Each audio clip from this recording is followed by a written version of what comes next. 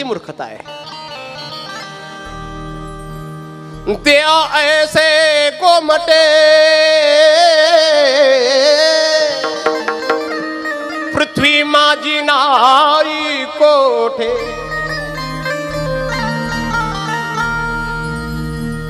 परंतु याला कोमटे म्हणून भोगावे तर नरकाला जावे, आणि फलकट म्हणून त्यागावे तर नागवावे मोक्ष सुखासी।